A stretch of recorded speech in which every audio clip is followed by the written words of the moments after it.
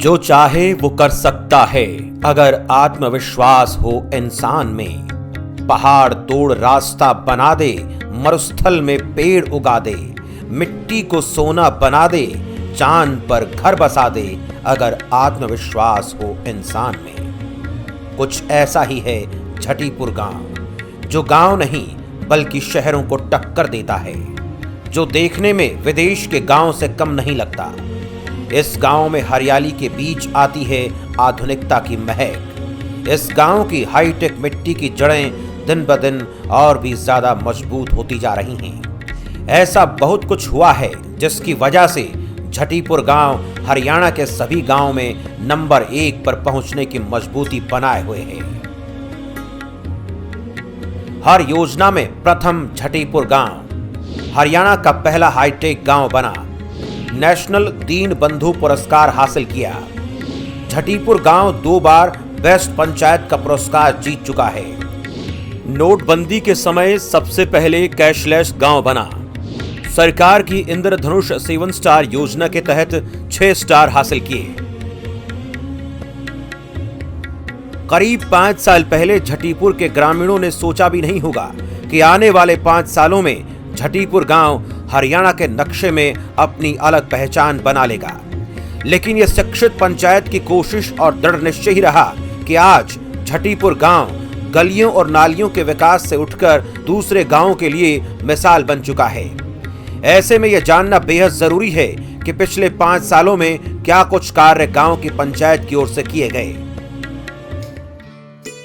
झटीपुर गांव में बढ़ता विकास, ज्यादा से ज्यादा पौधे लगाए गए, सरकारी स्कूल में स्मार्ट क्लास लगवाई गई, मनरेगा के तहत लगातार मजदूरों को काम दिया जा रहा है। गांव के सभी काम ऑनलाइन किए जाते हैं। छोटी से छोटी दुकान पर भी कैशलेस सिस्टम बना हुआ है। गंदे पानी को दोबारा इस्तेमाल करने की योजना तैयार की गई। 2 तालाब के पानी को इस्तेमाल किया गया। गांव खुले में शौच मुक्त बना है। पक्के रास्तों का निर्माण करवाया गया। ये बहुत आधारभूत बदलाव आए हैं पंचायतों में। एक विजन लेकर चले हैं सरपंच, जो पढ़े लिखे सरपंच हैं, उनको पता चला है कि हमारी कार्यप्रणाली में हमारा क्या महत्वपूर्ण स्थान है। और डेवलपमेंट के मायने बदल गए हैं कि पहले सिर्फ गलियां और नालियों तक डेवलपमेंट होता था, आज समाज के आधारभूत ढांचों में परिवर्तन हुआ है। जो सोच पढ़े लिखे लोगों की है, कुछ लड़ने की है, कुछ समाज को आगे ले जाने की है, वो लोग अपने नेतृत्व की क्षमता दिखाते हैं कि वे कैसे विकास में मतलब हम आगे बढ़ सकते हैं। उन लोगों को अवॉइड कर सकते हैं जो डर्टी पॉलिटिक्स करते हैं, या उनको अवॉइड करते हैं जो विकास में बाधा होती है। पूरा गांव डिजिटल है। आप इसमें सारी ऑनलाइन सुविधाएं हैं, जिसकी सरकार की 438 जो ऑनलाइन सेवाएं हैं, वो 2 अटल सेवा केंद्र है मेरे पास गांव में। दोनों से सभी लोग, चाहे वो फसल का ब्यौरा हो, चाहे वो आपका आधार कार्ड से रिलेटेड काम हो, चाहे वो राशन कार्ड से रिलेटेड काम हो, चाहे वो आय प्रमाण पत्र हो, चाहे वो आपका डोमिसाइल हो, कोई भी 438 सेवाएं हैं, उनमें पूरी की पूरी सेवाओं को वो ऑनलाइन इस्तेमाल करते हैं। और इससे बढ़ के आपको एक बात और मैं बताना चाहता हूँ। सन 2016 में जब नवंबर में नोटबंदी आई थी, भारत सरकार ने नोटबंदी की थी, तो उस टाइम ये पहला डिजिटल कैशलेस गांव बना था हरियाणा का। और उस समय से लेकर आज तक गांव के लोग ज्यादातर रुपीज कार्ड का इस्तेमाल करते हैं। गांव में जो, चाहे वो राशन की दुकान है, चाहे वो आपकी किराना स्टोर है, चाहे वो आपकी नाई की दुकान है, उस पे मैक्सिमम लोग पेटीएम या रुपीज कार्ड से स्वैप करके पेमेंट करते हैं। तो ये एक बदलाव है। ये बदलाव पढ़ा लिखा होने के कारण है। यदि मेरे अंदर भी वो एजुकेशन का गुण ना होता तो मैं भी ये ना कर पाता। तो ये एजुकेशन है जो आपको राजनीति में पढ़े लिखे लोग जितनी भागीदारी करेंगे उतना रिप्रेजेंटेटिव भूमिका निभाएंगे। जो इससे पूर्व में सरकार रही भारतीय जनता पार्टी की हरियाणा में, तो उस टाइम गवर्नमेंट ने एक इंद्रधनुष 7 स्टार पुरस्कार योजना चालू की थी। उसके अंतर्गत मेरे ग्राम पंचायत को 6 स्टार से नवाजा गया। इसके अलावा जो राष्ट्रीय स्तर पर 4 पुरस्कार दिए जाते हैं, नानाजी देशमुख पंचायत के लिए, और एक आपकी जीपीडीपी के लिए बाल मैत्री पुरस्कार मेरी ग्राम पंचायत को राष्ट्रीय स्तर पर पुरस्कार मिला है। और 5 लाख रुपए इनाम राशि। और ये अब की बार इससे मिला और अगली बार मैं ये चाहता हूँ कि लगातार मुझे 4 अवार्ड मिले। लोगों की पंचायत के प्रति सोच थी भी पंचायत आती हैं, बनने से पहले कुछ बोलती हैं और उसके बाद नहीं बोलती, करता कोई कुछ। तो मैंने जो वादे किए थे, मैंने नेक नियति से वादे किए थे। मैंने सबसे पहले बोला था भाई वाईफाई फ्री होगा, तो वाईफाई फ्री किया, पूरे गांव में इंटरनेट वाईफाई दिया। तो लोगों को लगा भाई ये तो बहुत अलग तरह की बात हुई। फिर सीसीटीवी कैमरे की सुविधा दी, पब्लिक एड्रेस सिस्टम दिया, उसके बाद स्मार्ट क्लासरूम दिया, और जो गलियां या नालियां जो बनाया मैंने, उसमें एक पूरे गांव को डिजिटल लेवल बनाकर डीजीपीएस मशीन से, मतलब तकनीकी रूप से ये नहीं देखा कि पानी कहाँ जाना है। राजनीति का जो प्रौढ़ तरीका था, अभी भी मेरी तरफ पानी नहीं गंदा जाना चाहिए, भाई कैसे ठोस कचरा प्रबंध होना है, कैसे लिक्विड वेस्ट मैनेजमेंट को कैसे सबसे पहले कंट्रोल करना है, वो चीजें दिखाई। अगर भाई आप इस पानी को ये मत समझिए कि ये गंदा पानी है और इसको दोबारा यूटिलाइज करना है। हमने एक ऐसा प्रोजेक्ट तैयार किया है, 2 जगह हमने 5 पाउंड सिस्टम लागू किया है कि इस पानी को हम दोबारा प्रयोग कर सके। तो वो बातें धीरे धीरे लोगों को समझ में आने लगी कि ऐसा भी हो सकता है। सरकार की जो पॉलिसीज हैं उनको हम अंदर से लेके और धरातल तक बिल्कुल, मतलब उसको इस्तेमाल करते हुए उनको हम पूरा कवर करते हैं। कहीं दिखावा नहीं है, जो काम करना है वो फिजिकली करना है। आधारभूत बदलाव और विजन लेकर चलने की कोशिश के बीच कोरोना जैसी महामारी मानव जीवन के लिए एक चुनौती बनकर सामने आई, लेकिन पूरे गांव ने इस चुनौती का डटकर सामना किया। गांव के सरपंच और ग्रामीणों ने मिलकर सबसे पहले पूरे गांव को सैनिटाइज करवाया। गरीब और मजदूर वर्ग के लिए भोजन की व्यवस्था की गई। गांव के बाहर एकांतवास तो फ्री में फेस मास्क बांटे गए।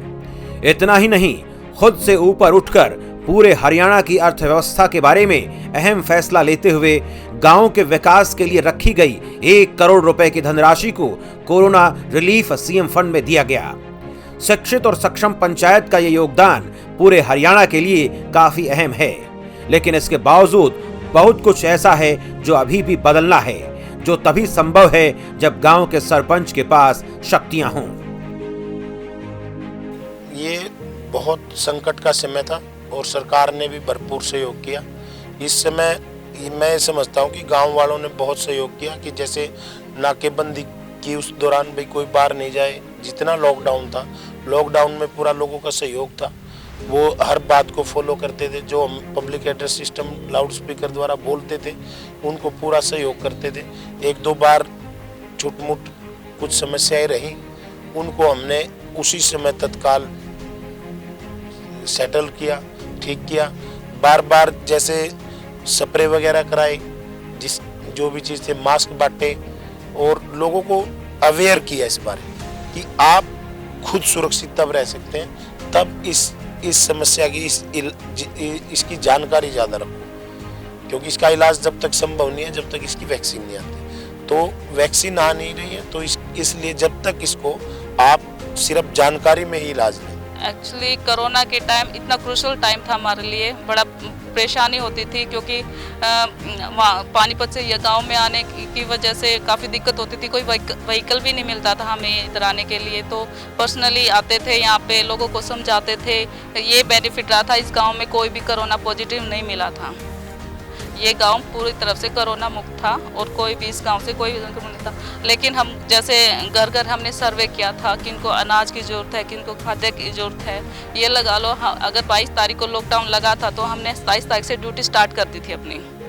तो 27 तारीख से लेकर अब तक हम कोरोना के लिए लोगों को जागरूक कर रहे हैं। घर घर जाके उनका हमने सर्वे भी किया, किस घर में अनाज की ज़रूरत है, उनको हमने अनाज भी पहुँचाया, उनको हमने सूखा फूड भी सप्लाई किया और उनका हमने सर्वे किया। जैसे अगर किसी को इकोनॉमिक दिक्कत आ रही है तो उनके खातों में पैसे भी डलवाए हैं सरकार की तरफ से, जो 1000 रुपये आते थे नरेगा से भी दिलवाए हैं, और सरकार जो मोदी जी ने घोषणा की थी उसके भी मिले हैं हमको। तो हमने लोगों के लिए फॉर्म भी भरवाए हमने इसी रिगार्डिंग।